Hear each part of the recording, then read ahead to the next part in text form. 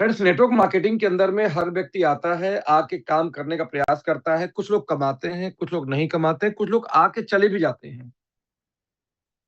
लेकिन जो कमाने वाले लोग हैं, उनमें से भी मैंने देखा है कि 80 नहीं बल्कि 90% लोगों को कैलकुलेशन नहीं पता। कैलकुलेशन नहीं पता मतलब कि वो जिस कंपनी के अंदर काम कर रहे हैं, वो कंपनी काम कर सकती है, पैसा दे सकती है कि नहीं दे सकती है, उनको नहीं पता ये बात। उनको ये नहीं पता कि कंपनियां कैसे पैसा डिस्ट्रीब्यूट कर रही हैं। उनको ये नहीं पता कि मार्केट के अंदर में जब वो किसी भी ऑर्गेनाइजेशन में जाते हैं तो वो ऑर्गेनाइजेशन क्या सच में लॉन्ग टाइम रहेगी।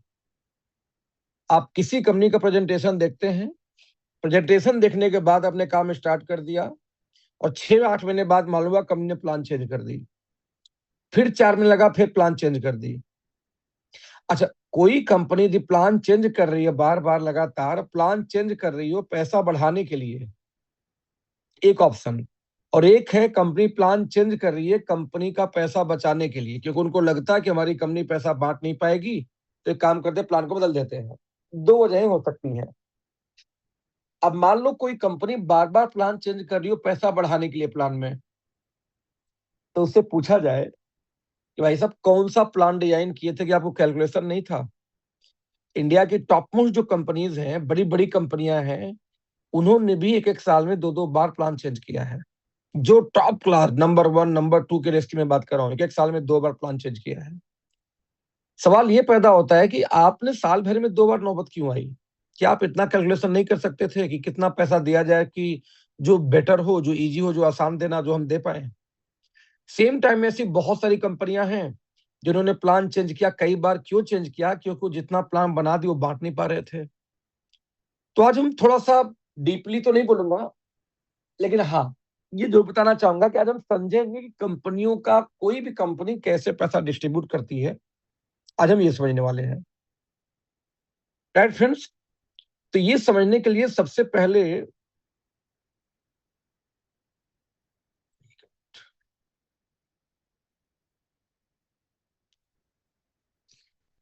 तो ये कि जितनी चीजें को में रिक्वायरमेंट होगी, यानी कंपनी पैसा कैसे डिस्ट्रीब्यूट कर रही है, क्या वो दे पाएगी कि नहीं, ये बात हो रही थी। तो जब हम ये समझने जाएंगे तो सबसे पहले आपको समझना पड़ेगा इस मामले में कि कोई भी कंपनी जो पैसा डिस्ट्रीब्यूट करने की बात कर रही है, देने की बात कर रही है, नंबर एक, उस कंपनी में टोटल डिस्ट्रीब्यूशन है कितना। पहले आपको ये डालने आना चाहिए कि डिस्ट्रीब्यूशन कितना है, और दूसरा उसकी एवरेज बिजनेस वैल्यू कितना है। यानी कैलकुलेशन के लिए आपको दो नॉलेज होनी बहुत जरूरी है। नंबर एक, आपको ये नॉलेज होनी चाहिए कि कंपनी में टोटल बिजनेस वैल्यू या एवरेज बिजनेस वैल्यू कंपनी कितनी बांट रही है इस समय। और सेम टाइम में आपको ये मालूम होना चाहिए कि उस कंपनी में टोटल टॉप टू बॉटम मिला के कितने रुपए की डिस्ट्रीब्यूशन है। फिर जब आपको ये निकालना आ जाएगा, तब आपको समझ में आएगा कि किस तरीके से या कितने रुपए कंपनी बांटती है 100 रुपए पे। क्योंकि जैसे कितना बीवी आएगा, फिर कितना पीवी आएगा, फिर बीवी का इतना बटेगा, तो पब्लिक कंफ्यूज, उसको इतनी मैथ नहीं आती को बीवी पीवी फिर पीवी का इतना बटेगा, ये सब नहीं आता उसको। उसको स्पष्ट चाहिए भैया कि बताओ 100 रुपए जाएगा, कितना कमीशन आएगा, कितना इनकम आएगा, कितना कंपनी बांटेगी। तो ऐसी स्थिति में ये समझाने के लिए मैं आपको एक चार्ट मैंने बना रखा है इन द सेंस कि बनाया तो आज के 2-3 साल पहले था, लेकिन दिखा देता हूं। नाम लिखा हुआ है वेस्टीज आरसीएम आईएमसी मुझकेयर, राइट। आज इन चार कंपनियों में हम थोड़ा सा समझेंगे कि किस तरीके से डिस्ट्रीब्यूशन की जाती है, कैसे डिस्ट्रीब्यूशन होता है, कैसे ये लोग डिस्ट्रीब्यूशन कर रहे हैं। क्योंकि ये इंडिया के टॉप के हैं, तो इनसे हम समझेंगे कि कैसे इन चार का निकालने आ गया तो आगे 40 का भी निकालने आपको आ सकता है। तो हम पहले इन चार का समझेंगे। नाउ, सबसे पहले हमने निकाला इन कंपनियों का एवरेज बिजनेस वैल्यू। इनका जो सबसे कम बिजनेस वैल्यू का सामान है वो भी पकड़ लो, जो सबसे महंगा वाला है वो भी पकड़ लो, और इसके हिसाब से एवरेज प्राइस हम निकालेंगे कि ये कंपनियां एवरेज कितना बिजनेस वैल्यू मार्केट में दे रही है। जैसे वेस्टीज का एवरेज आएगा 50%, 60 भी है, तो 40 भी है, बीच का एवरेज आएगा 50%। ऐसे आरसीएम का बिजनेस वैल्यू कितना निकल के आता है? 60, आईएमसी का 35, मोदी केयर का 50, एस्टोनिया वन का 40 लिखा है, रियल में है ये 45, राइट। क्योंकि ये 2 साल पहले का है, शोरूम बिजनेस वैल्यू एस्टोनिया का कम था, बाद में कंपनी ने बढ़ाई बिजनेस वैल्यू। तो ओवरऑल 45 पॉइंट बिजनेस वैल्यू है, लेकिन हम आज की कैलकुलेशन 40% पे करेंगे, क्योंकि 2 साल पहले का प्रेजेंटेशन, तो 2 साल पहले के हिसाब से तो हम निकालिए। अब एवरेज बिजनेस वैल्यू के बाद कंपनी का दूसरा आपको क्या मालूम होना चाहिए कि कंपनी टोटल प्लान में कितने परसेंट डिस्ट्रीब्यूट कर रही है। जैसे वेस्टीज बांटती है 65% पूरे प्लान में, आरसीएम 45% पूरे प्लान में, 90% डिस्ट्रीब्यूट कर रही है आईएमसी, 72 मोदी केयर, और बिजनेस वैल्यू का 102% कौन डिस्ट्रीब्यूट कर रहा है? स्टोनिया। यहां एक चीज समझने की है कि ये टोटल डिस्ट्रीब्यूशन कहां से निकलेगा। इसके लिए किसी भी कंपनी का बिजनेस प्लान का कैटलॉग उठा लीजिए, वहां से आपको आइडिया लग जाएगा। जैसे एक कंपनी का मैं एग्जांपल देने जा रहा हूं आपको। पहले तो जैसे मैं, चलो पहले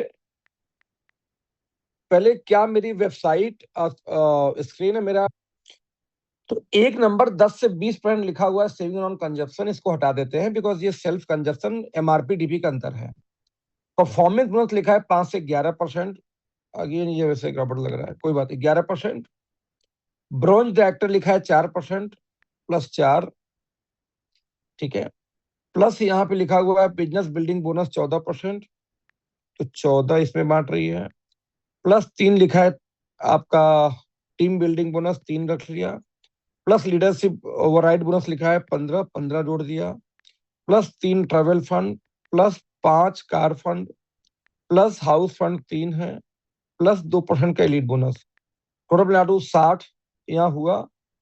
अभी कहीं तो और कुछ मिसिंग है, टोटल 60 अभी तक आया। बता दूं आपको 65% का इनका डिस्ट्रीब्यूशन है टोटल। 5 से 11, 11 4 14, 11 4 14, 3 15, 3 5, 3 15, 3 5, 3 2, 3 15, 3 5, 3 2 एलिट बोनस 5 से 11।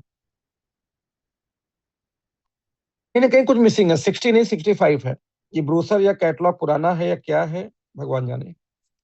चलो एक बार हम खोल लेते हैं एक और कंपनी का ना। यूजुअली ये चीजें कभी भी कोई भी कंपनी ट्रेनिंग नहीं करती है, कोई भी व्यक्ति आपको ट्रेनिंग नहीं करना चाहेगा। रीजन क्या होता है कि इस ट्रेनिंग के बाद आप अपना दिमाग लगाना शुरू कर देते हैं, आप बुद्धि लगाना शुरू कर देते हैं, कौन सी कंपनी कितना बांट रही है, आप वाली कम बांट रही कि ज्यादा बांट रही है।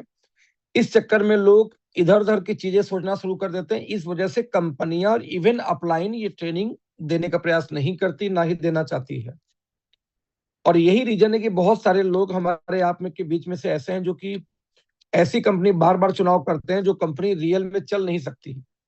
जब कंपनी चल ही नहीं सकती लॉन्ग टर्म के लिए, तो कंपनी करना क्यों? क्योंकि उन्हें लगता है कि यार ये तो कंपनी 2,000 का पेयर दे रही है, फलाने वाली दे रही है 3,000 की, तो मैं 2,000 वाली क्यों करूं, 3,000 वाली क्यों ना करूं। अब उनको ये नहीं पता होता है कि क्या सच में 3,000 वाली कंपनी वो 3,000 दे पाएगी।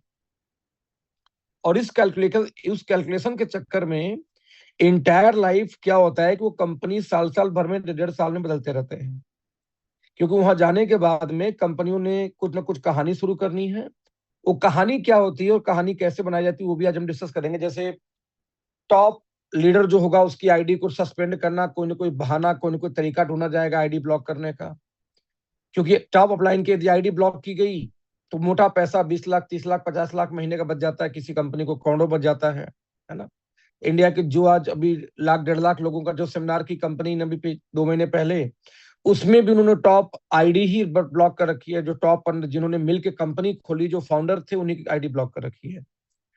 तो इसलिए ब्लॉक करके क्योंकि भाई उनकी महीने की लगभग 1 करोड़ के आसपास इनकम पहुंचने वाली थी, तो उस कंपनी को फायदा होगा। कंपनियां ऐसा क्यों करती हैं? ओके।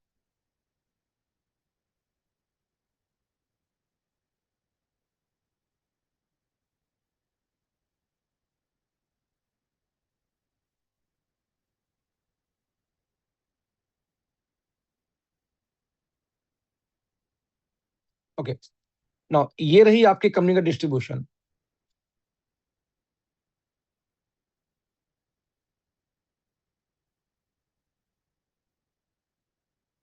फिर से कैलकुलेशन खोल लीजिए, कंपनी कितना बांट रही जोड़ लीजिए, 25 के बाद फिर बांट रही है 17 plus 15 plus 9 plus 8 plus 5 plus 3 plus 4 plus 16, total 102। आप लोग को अच्छे से याद है कि टोटल इनकम मिला के हमारी कंपनी बिजनेस वैल्यू का 102% बांटती है। ऐसे टोटल बिजनेस वैल्यू मिला के कंपनी वेस्टीज 65 बांटती है। ऐसे टोटल मिला के मोदी का टोटल 72 बांटती है। तो सबसे पहले हमने क्या किया कि हमने दो चीज पहले पता करना है कैलकुलेशन से पहले, क्योंकि जब तक ये दो चीज नहीं निकलेगा तो हम बाकी चीजें कैलकुलेट नहीं कर पाएंगे। और उन दो चीजों में मैंने एक नाम लिखी थी। पहला, किसी भी कंपनी का एवरेज बिजनेस वैल्यू कितनी है, और दूसरा लिखा था मैंने कि किसी भी कंपनी का टोटल डिस्ट्रीब्यूशन कितना है। दोस्तों यदि ये दो चीजें निकल के आपको आ गई तो दोनों चीजों से आपका बिजनेस निकलना या कैलकुलेट करना आपको आसान हो जाएगा। तो यहाँ पे मैंने प्रेजेंटेशन दिखाई थी आपको, और इस प्रेजेंटेशन को दिखाने का पर्पज बस यही था कि आप समझे कि मार्केट में किस तरीके से कोई कंपनी कर रही है। तो मैंने दिखाई थी कि चार कंपनियों का कितना एवरेज बिजनेस वैल्यू है, अब पूरे प्लान में कितना डिस्ट्रीब्यूट करती है। जैसे कि आरसीएम 45% बिजनेस वैल्यू का बांट देती है, राइट फ्रेंड। ये निकालने के बाद हम निकालेंगे कि इसमें डिफरेंस कमीशन कौन कंपनी कितना देती है। डिफरेंस कमीशन क्या होती है नेटवर्क मार्केटिंग में, कि मान लो आप हो 12 पे, नीचे वाला है 8 पे, तो आपको 4% उससे आएगा। मान लो आप हो 12 पे, नीचे वाला है 9 पे, तो आपको 3% आएगा उससे। लेकिन मान लो आप हो 12 पे, नीचे वाला भी 12 पे आ जाए, तो आपको 12-12-0, उससे डिफरेंस नहीं बना तो आपको 1 रुपये नहीं आएगा। और जब भी 1 रुपये नहीं आएगा तो यही रीजन है कि ऐसे प्लानों में अपलाइन चाहते हैं कि डाउनलाइन नीचे ही रहे, ऊपर ना आए, क्योंकि डाउनलाइन जब तक नीचे है तब तक डिफरेंस बनेगा। जैसे ऊपर आए डिफरेंस 0। अब कंपनी बोलती है नया टीम ओपन करो, नया लेग ओपन करो, तब हम पेमेंट देंगे, लेकिन ये पेमेंट नहीं देंगे जो डिफरेंस है। तो जैसे वेस्टीज ब्रॉन्ज बना के 16% तक डिफरेंस कमीशन देती है, वैसे दोस्तों आरसीएम 32% डिफरेंस कमीशन देती है।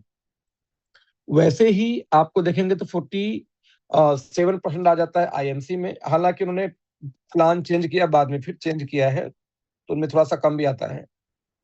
मोदी क्या आता है 16%, क्योंकि इस्टोनिया में कोई प्रकार का डिफरेंस कमीशन नहीं है, तो डिफरेंस कमीशन न होने से एस्टोनिया में लिखा है 0 यहाँ पे, क्योंकि यहाँ पे कोई भी इनकम अपलाइन डाउनलाइन आपके नीचे कितना भी आ जाए, यानी आपकी डाउन टीम जितनी होती है वो कितना ऊपर आ जाए, किसी प्रकार की इनकम कटती नहीं है, इनकम कटती नहीं है, इसलिए यहाँ पे 0 लिखा हुआ है। तो यहाँ ध्यान देंगे हम 3 column difference commission. Difference commission क्यों लिखा मैंने यहाँ पे, क्योंकि डिफरेंस कमीशन कभी भी किसी लीडर को मिलता नहीं है। एग्जाम्पल, आप 12 पे हो, नीचे वाला 12 पे, तो आपको उससे मिलेगा ही नहीं, आपको खत्म हो जाएगी।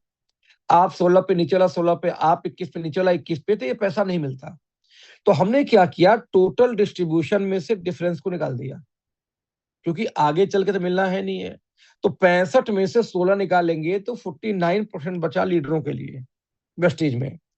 आरसीएम जरा देखो तो 45 में से 32 निकाल दें, ओनली 13% बचता है लीडरों के लिए। आपने देखा, लिखो देखो कि किसी भी कंपनी के अंदर, स्पेशली जब आप आरसीएम जैसी कंपनी की बात करोगे, तो आप पाओगे कि आरसीएम के अंदर में कितनी बड़ी आप टीम बिल्ड कर लो, लेकिन आरसीएम में एक बड़ी, जैसे 2-2 लाख 3-3 लाख लोगों की टीम है लीडरों की, फिर उन्हीं से पूछो भाई आपकी इनकम कितनी आती है, इनकम बोलेंगे 50,000, 1 लाख। भाई साहब 2-2 लाख की टीम पे 1 लाख की इनकम, ऐसा क्यों? यहाँ हमारे यहाँ 50,000 की टीम पे, यदि हम यूनिक आईडी लेके जाए 1.5 लाख की टीम पे, यहाँ पे 20-20 लाख कमा रहे हैं, वहां पे इतना कम इनकम क्यों? क्योंकि प्लान में पैसा नहीं है, और ये डिस्ट्रीब्यूशन वो करना नहीं चाहते या सीखना नहीं चाहते, मैं क्या बोलूं। ठीक ऐसे ही 90 बांटती आईएमसी, यदि 47 निकाल दो तो 43 बचा। जैसा मैं रिपीट करूंगा, हालांकि 47 से घटा के काफी कम कर चुकी, एग्जैक्ट मुझे नहीं पता, क्योंकि 2 साल पहले प्रेजेंटेशन ने तैयार किया था ना। मोदी केयर में 72 है, 16% डिफरेंस कमीशन है, निकाल दीजिए, बता 56। क्योंकि हमारे यहाँ कोई डिफरेंस है ही नहीं है तो हम निकालते नहीं उसको, तो हमारा 102 का 102 बच गया। यानी कोई भी कंपनी कितने परसेंट डिस्ट्रीब्यूट कर रही है, ये जो ग्रीन कलर में लिखा है वो लिखा है। लेकिन रियल में जब आप काम करके थोड़ी सी ऊपर जाओगे तो जो रेड वाली इनकम में डिफरेंस कमीशन ये नहीं आनी है, आनी कितनी है, बाकी बचा हुआ इनकम। तो रियल में ये जो बाद वाली ब्लू कलर की इनकम है वो हमें आपको आनी है, ये मैंने ये दिखाया। तीसरी चीज, अब इसको कैलकुलेट करते हैं रुपए के ऊपर में, रुपीज के ऊपर में। मान लो एवरेज बिजनेस वैल्यू 50 है, तो 50 में से एक काम सिंपल से कैलकुलेशन करते हैं हम। यदि वेस्टीज ये बोल रही कि उसकी एवरेज बिजनेस वैल्यू 50 है और 50 में से डिस्ट्रीब्यूशन 65%, तो 100 रुपए का सामान सेल होता है तो 50 पे दिया बिजनेस वैल्यू, 50 रुपए बिजनेस वैल्यू दिया, गुड़े कितना बांटेगी। अब उस 50 में से कितना बटेगा, 50 का बटेगा 65%। यदि मैं 50 का 65% निकालूं तो रुपए में आएगा 32 रुपए 50 पैसे। यानी ये हुआ कि जब कोई सामान 100 रुपए का सेल होता है तो 32.5 रुपए का डिस्ट्रीब्यूशन कौन करती है, प्रेस्टीज। या ध्यान देंगे, डिस्ट्रीब्यूशन कितना है, 32.5, यानी 32 रुपए 50 पैसे का। लेकिन जो बगल में लिखा है 24.50, ये क्या है। यदि बिजनेस वैल्यू 50 है, इंटू 49% निकाल लिया मैंने। 49% क्यों निकाला, क्योंकि लीडरों को कंपनी कितना देगी, 49। भाई लीडरों के लिए बच कितना राजा, निकाल के देखो आप, 49%। इसलिए यहां पे मैंने एक छोटी सी कैलकुलेशन की 49 का। अब यहां ध्यान से देखने का प्रयास करना कि जब मैं 49 निकालूंगा तो आता है 24 रुपए 50 पैसे। यानी टोटल डिस्ट्रीब्यूशन वेस्टीज का रुपए में होता है 100 रुपए में 32.5 रुपए। उसमें से 24.5 रुपए ये कंपनी बांटती है लीडरों के लिए। अब बीच का पैसा रख लेती है किसके लिए, वो जो नए नए आते हैं जिनको डिफरेंस कमीशन देना है उनके लिए। Right friend. ठीक ऐसे ही यदि मैं बात करूं आरसीएम की, तो 60% का डिस्ट्रीब्यूशन आरसीएम का है। मैं रिपीट करना चाहूंगा फ्रेंड्स, 60% का डिस्ट्रीब्यूशन है आरसीएम का, अरे सॉरी बिजनेस वैल्यू आरसीएम का, उसका 45 कंपनी बांट रही है। तो 60 गुड़े 45% इज इक्वल टू, मैंने दबाया, आया 27। यानी जब 100 रुपए का सामान सेल होता है तो 27 पे बांट रही है आरसीएम। लेकिन सेम टाइम में 60 इंटू, मैं 13%, 13% निकाल लूं, 13%, तो कितना बांट रही है, 7 रुपए 80 पैसे लीडरों के लिए। आप बताओ कोई लीडर कैसे बड़ा पैसा बनाएगा। सबसे ज्यादा ज्वाइनिंग वाली कंपनी आरसीएम है, लेकिन साथ में सबसे ज्यादा कंपेयर करोगे उतने धंधे उतनी टीम पे सबसे ज्यादा कम इनकम भी आरसीएम में ही लोगों की आ रही है। क्यों आ रही है, क्योंकि प्लान के अंदर में जो डिस्ट्रीब्यूशन है वो बहुत कम है। तो क्या दोस्तों, 7 रुपए 80 पैसे। सेम टाइम में अब आगे दिखाता हूँ, वैसे ही आईएमसी में चले जाएं तो साढ़े, सॉरी आईएमसी, हाँ आईएमसी 31.5 रुपए टोटल 31.5 रुपीज बांट रही है, जिसमें 15 रुपए बांट रही है सिर्फ लीडरों के लिए। ठीक वैसे ही आप देखो यहाँ पे मोदी कर 36 रुपये बांट रही है, 28 बांट रही है लीडरों के लिए। हमारे 40 पे 80 पैसे का डिस्ट्रीब्यूशन और 40 पे 80 पैसे ही कंपनी बांट रही है। हालांकि जो 45 पॉइंट का बिजनेस वैल्यू लू तो ज्यादा चला जाएगा जो करंट टाइम में है। तो मैंने यहाँ पे दिखाया दोस्त कि कौन सी कंपनी कितना बांट रही है।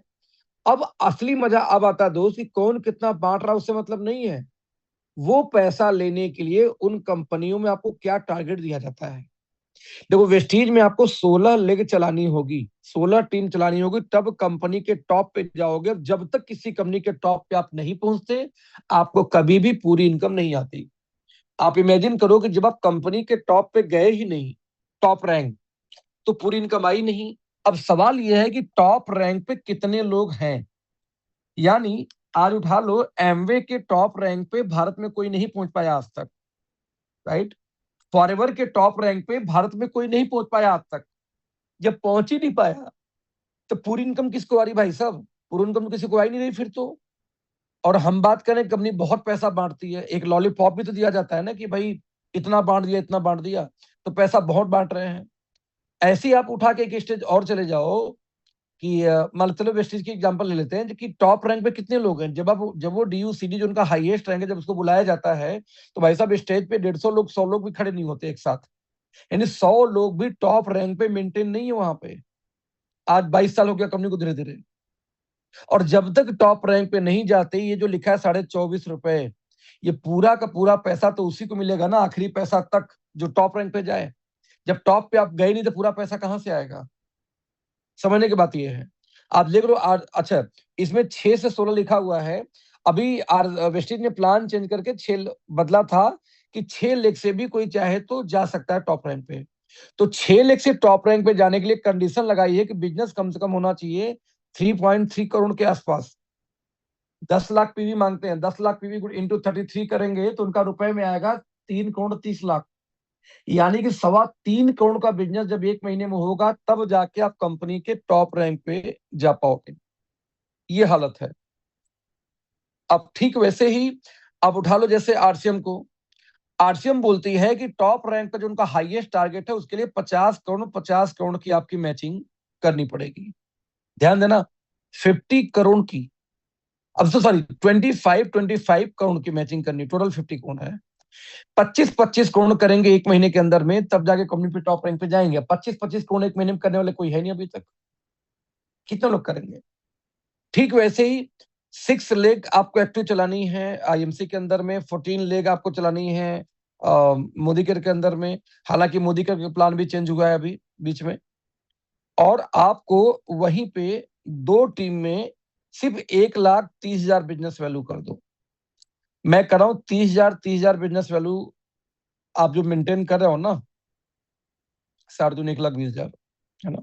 2 लेग के अंदर में जब 60,000 बीवी कर दो, तो मैक्सिमम इनकम अब हमारे यहाँ आ जाएगी बस 10% छोड़ के, 8-10%। यानी कि आप देखा जाए तो आपको लगभग सारी इनकम लेने के लिए किसी भी कंपनी में इतना हैवी बिजनेस करना पड़ता कि आप वो कर ही नहीं पाते, नतीजा लोग टॉप रैंक पे नहीं पहुंच पाते। तो यदि मैं डिस्ट्रीब्यूशन देखूं तो कौन कंपनी कितने रुपए बांट रही है रुपीज में के अंदर में, तो ये रुपीज के अंदर में ये डिस्ट्रीब्यूशन है। अब आप इसमें बोलोगे कि सर 5 ही रुपए, 5 रुपए का अंतर है मुश्किल से, कोई 36, कोई 41, कोई 32, कोई 31, कोई 27, तो 2-4-5 रुपए के अंतर में क्या फर्क पड़ जाएगा? ना जी, बहुत फर्क पड़ेगा। ये 2-4-5 रुपए के अंदर में ही बहुत फर्क पड़ेगा। जैसे मैं एग्जांपल दिखाता हूं कि मान लीजिए 32 रुपए 50 पैसे का डिस्ट्रीब्यूशन वेस्टीज का है। अब इसका मैं एक एग्जांपल लेके चलूंगा कि सबसे पहले कोई भी कंपनी खुल जाए, हर कंपनी को एक चीज पे करना होता है, इसको बोलते हैं टैक्स। 18% फिक्स है। जब टैक्स स्लैब रिवाइज नहीं हुआ था तब का प्रेजेंटेशन मैंने बनाया था, उसके हिसाब से दिखा रहा हूं। उससे कैलकुलेशन निकालोगे तो अभी भी समझ जाओगे इसका क्या मतलब है। हर कंपनी को 18% का आपको ये देना तय है। नंबर 2, हर कंपनी जब भी स्टार्ट करती है तो जितने भी उनकी फ्रेंचाइजी या स्टॉकिस्ट खुलते हैं उनको कमीशन देना पड़ता है।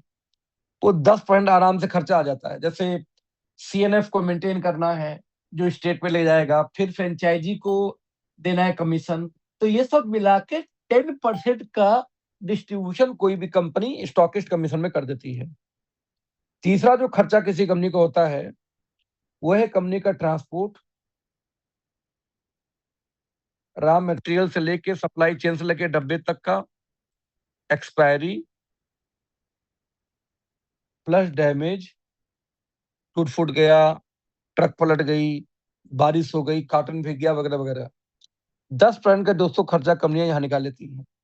हालांकि जब आप बहुत बड़े हो जाते हो तो एक हद तक ये खर्च रिड्यूस होती है, फिर कम हो जाती है, मतलब बड़े बनोगे तो रिड्यूस होगा।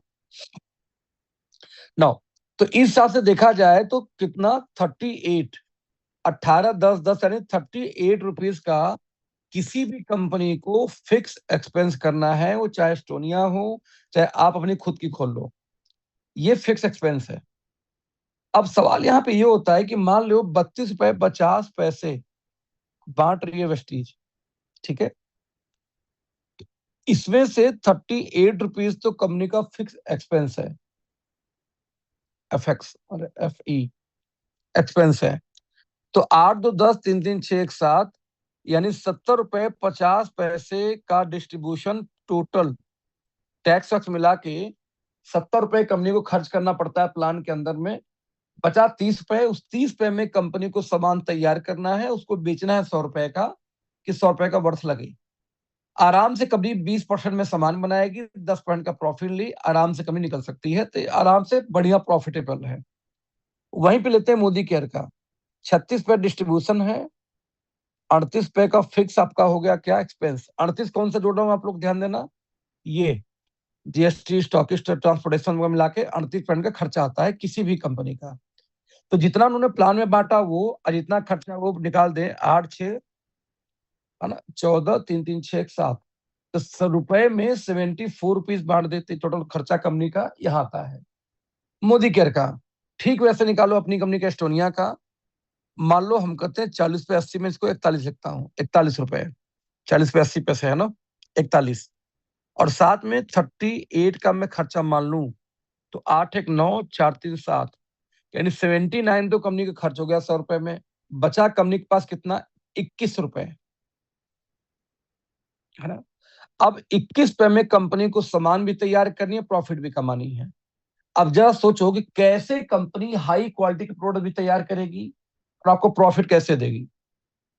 यानी कंपनी की अपनी खुद की यदि फैक्ट्री नहीं होती, मैन्युफैक्चरिंग, खुद की लैब नहीं होती, डायरेक्ट आउटसोर्स रॉ मटेरियल जो वेंडर से हैं, टॉप क्लास के वेंडर से, वो खुद नहीं कर रहे होते, भाई साहब वेयर हाउसिंग सारी इनकी अपनी है, यदि वेयर हाउसिंग सेल्फ नहीं कर रहे होते, तो ये सारी चीजें मिला के कभी भी कंपनी 21 रुपीज के अंदर में कंपनी नहीं चला सकती थी। अपना सब कुछ होने के बावजूद ये चला पा रही है।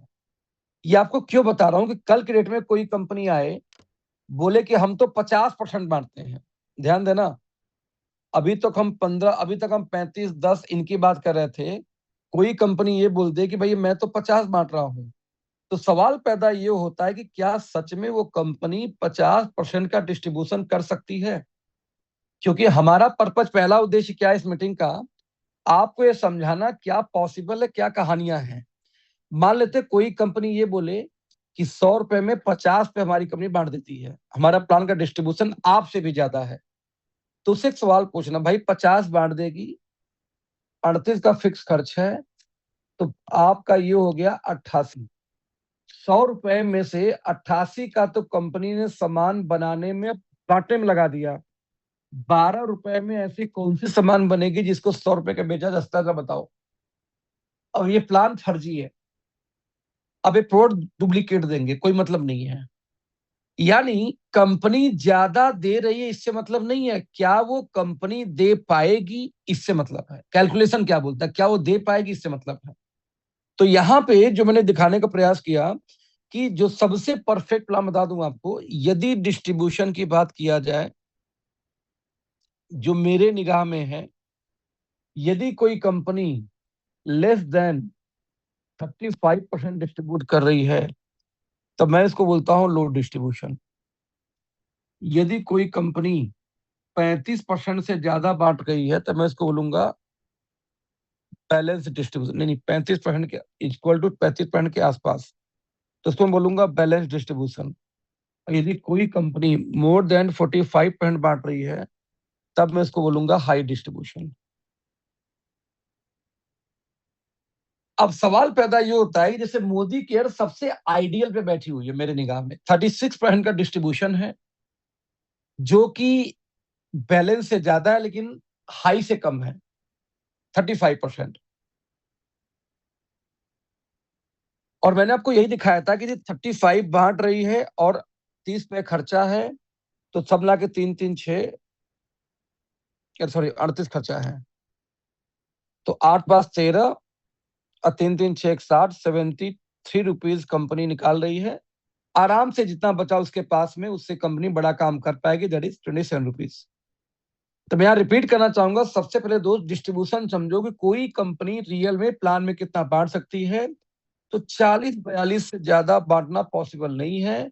यदि इसके ऊपर 100 रुपए में कोई कंपनी बांटे, तो भाई साहब वो कंपनी बंद होनी तय है, या प्लान चेंज करेगी बाद में, या प्रोडक्ट की क्वालिटी इतनी घटिया देगी जिसका कोई सीमा नहीं है। तो सबसे पहले हमने दो तीन चीज समझने का प्रयास किया। उन दो तीन चीजों में हमने ये समझने का प्रयास किया था कि कोई भी कंपनी कितना कैसे डिस्ट्रीब्यूट करती है, उसके लिए मैंने यहाँ पे 4 कंपनी जो पुरानी, उनका एक चार्ट दिखाया, उनका एवरेज बीबी कितना है, कितना डिस्ट्रीब्यूट करते हैं, कितना डिफरेंस कमीशन है। मैंने ये दिखाया कि रुपए में कितना बांटते हैं, लेकिन ये बांटने के लिए कितने आड़े टेढ़े कंडीशन है। क्योंकि एक कहावत हमारे गांव में थी, न नौमन तेल होगा न राधा नाचेगी, न नौमन तेल होगा न राधा गौने जाएगी। मतलब सिंपल सी बात यह है कि ऐसे टर्म्स कंडीशन लगा दो जिसको जल्दी से लोग अचीव न कर सके, और जब लोग अचीव नहीं कर सकेंगे तो ऐसे केस में पूरा पैसा उनको कहा जाता है। यही रीजन है कि प्लान चाहे जितना दिखा दे आपको कि हमारे में इतना है, इतना इतना है, पूछो भाई साहब टोटल डिस्ट्रीब्यूशन इतना है, लेकिन कब मिलेगा ये बताओ। तो आप देखोगे प्लान में फिर बहुत तकलीफ आएगी लोगों को। तो ये था डिस्ट्रीब्यूशन पहला। इससे आप ये निकाल पाओगे कि किसी भी कंपनी के अंदर में, किसी भी ऑर्गेनाइजेशन के अंदर में जो डिस्ट्रीब्यूशन है वो ज्यादा है कि कम है कि आइडियल है। और फ्रेंड्स, यदि एक बार आप ये निकल पाए किसी भी कंपनी में, और एक बार दोस्त यदि आप ये निकाल पाए किसी भी कंपनी में कि डिस्ट्रीब्यूशन कितना है, कैसे है, तो आपके साथ दो चीज कभी नहीं होगा। पहला एक चीज आपके साथ नहीं होगा कि कोई ऐसा प्लान आपके सामने आया, बल्कि आप लीडरों से पूछो, जब कोई बोले हमारा प्लान बहुत बढ़िया है, तो उससे पूछो कि बहुत बढ़िया भाई साहब, तो ये बताइए कि कितना डिस्ट्रीब्यूशन है रुपया में, रुपीज में। एक सवाल। अब सवाल नंबर 2, टोटल इनकम लेने के लिए, यानी कंपनी के टॉप रैंक पे जाने के लिए हाईएस्ट टारगेट क्या है। जब ये दो सवाल आप पूछोगे दोस्त, तो आपको निकल के आ जाएगा कि वो कंपनी रियल में कितना डिस्ट्रीब्यूट कर रही है, और जितना डिस्ट्रीब्यूशन की वो बात कर रही है, क्या वो सच में कंपनी दे सकती है कि वो दे नहीं सकती। जब आप ये चीजें फ्रेंड्स निकालना शुरू कर लेंगे, तब आपको एक बात समझ में आएगी कि भाई साहब, अब मुझे इस कंपनी का दामन पकड़ना चाहिए, साथ पकड़ना चाहिए कि नहीं पकड़ना चाहिए। क्योंकि हम लोग लाइफ टाइम हमने हमेशा एक काम किया दोस्त, कि हमने कंपनियों का प्लान देखा, हमने फेथ करके स्टार्ट कर दिया, और 6 महीने बाद कंपनी प्लान बदल देती है, 6 महीने बाद कंपनी कई सारी चीजें कर देती है। और मजे की बात की कई सारी कंपनियां दोस्तों ऐसी हैं जो साल साल भर में दो दो तीन तीन बार प्लान बदल रही हैं। यदि कोई कंपनी साल में 2 से 3 बार प्लान बदले, तो मेरा बस एक सवाल है, क्या आपको कैलकुलेशन नहीं पता कि पहली बार जो बदला था वो कैसा चलेगा। यदि आपको कैलकुलेशन नहीं पता कि पहली बार जब मैं प्लान चेंज करूंगा इसका इंपैक्ट क्या आएगा, कैलकुलेशन नहीं पता होगा, तभी आपने ऐसा प्लान डिजाइन किया कि उसी प्लान को आपको साल में 2 बार 3 बार बदलने की जरूरत पड़ गई।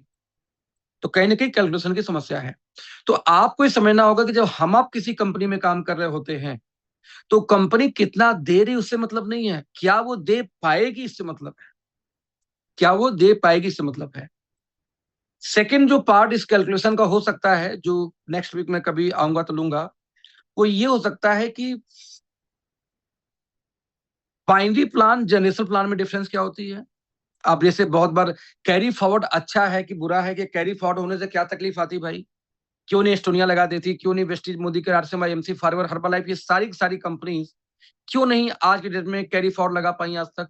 उनको लगाना चाहिए था, लेके आते आपको हिसाब से तो कैरी फॉरवर्ड होता, बहुत मजा आ जाता। तो कैरी फॉरवर्ड का क्या सीन है, क्यों कोई अंतरराष्ट्रीय लेवल पे कोई भी कंपनी, बड़ी कंपनी आज तक कैरी फॉरवर्ड नहीं लगाई, नहीं लगाना चाहती आज भी। क्यों ये रीजन है कि कोई कंपनी आती है, बोलती है भाई साहब कि बाइंडी प्लान के अंदर में 2 लाख का प्लान लेके वो बोलती है कि भाई साहब 10,000 पे 1,000 दूंगा। एक बोलता है 10,000 पे 2,000 दूंगा, और एक कंपनी फ्रेंड बोलती है कि 10,000 पे मैं 3,000 दे दूंगा।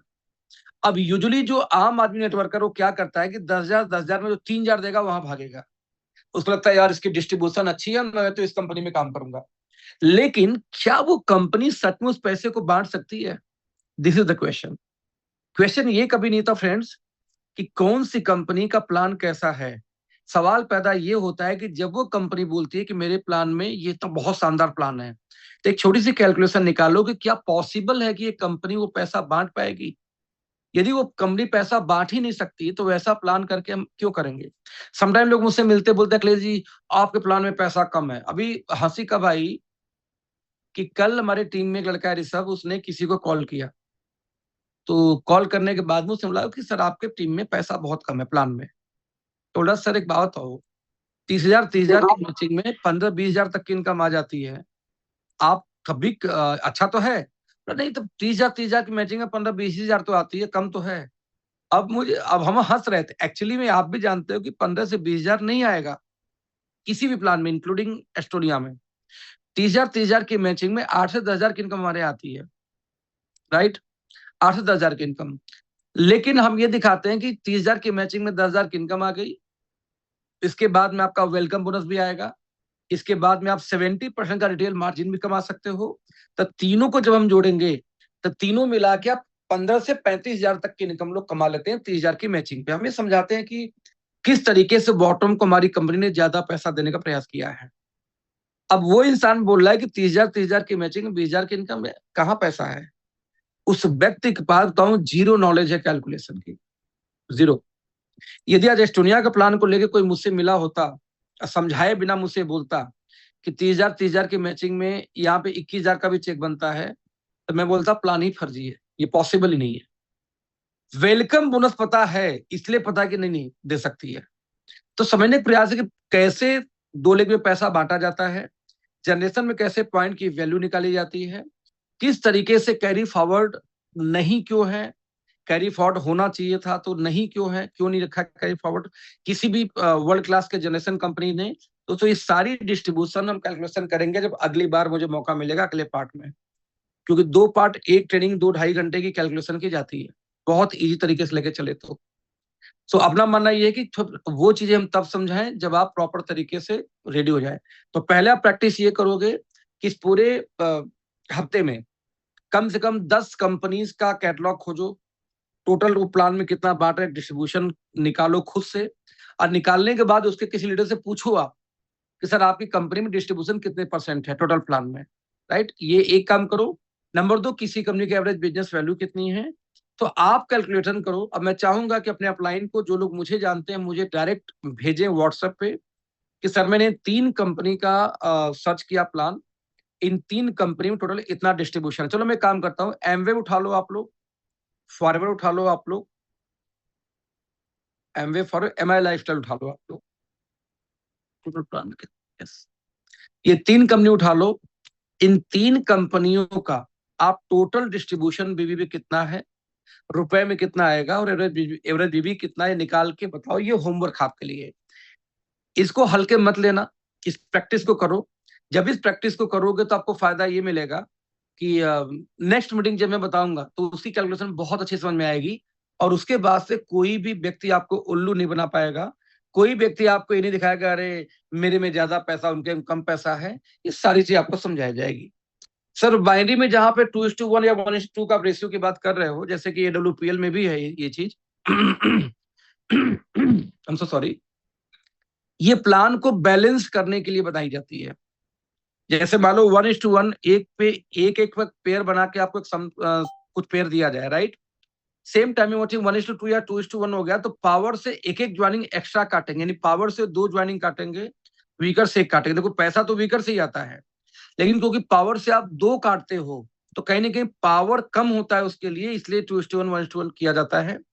लेकिन ज्यादा अंतर नहीं आता, क्योंकि मेजर अंतर कैपिंग से बैलेंस होती है। 2 टीम का प्लान है तो कैपिंग से ही प्लान को बैलेंस कर सकते हैं, 2:1 1:1 से ज्यादा फर्क नहीं पड़ेगा, क्योंकि आप हर आदमी का जो पावर लेग होता है वो पावर ही रहता है ज्यादातर केस में। 0.1%, यानी कि 1,000 में से एक आदमी ऐसा होता है जो जब चाहे जहां काम करेगा वही लेग पावर हो जाता है, 1,000 में से एक आदमी, बाकी लोग नहीं। सर AWPL कोई, सर वीकनेस क्यों जानना है AWPL का? मैं कहता हूं AWPL का वीकनेस आप खुद कैलकुलेट कर लो अपने से। कैलकुलेट कैसे कर पाओगे? जब आपको खुद कैलकुलेशन आ पाएगा तो जब नेक्स्ट वीक में आऊंगा, मेरा नंबर आएगा, तो मैं आपको उसमें बाइनरी के बारे में बताऊंगा, जनरेशन के बारे में बताऊंगा, तो आपको आइडिया लगेगा। आज मैंने आपको ये बताया कि कोई भी कंपनी कितना डिस्ट्रीब्यूट कर रही है, पहले वो जानो। मेरा पर्पज आपको किसी कंपनी के पर्टिकुलर बारे में बताने का नहीं है, मेरा पर्पज था आपको उस काबिल बनाने का कि आप कोई भी कंपनी का प्लान प्रेजेंटेशन देखो, कैटलॉग देखो, आप खुद उस कंपनी के बारे में निकाल सको, right? So team, thank you so much, all the best सभी का। टाइम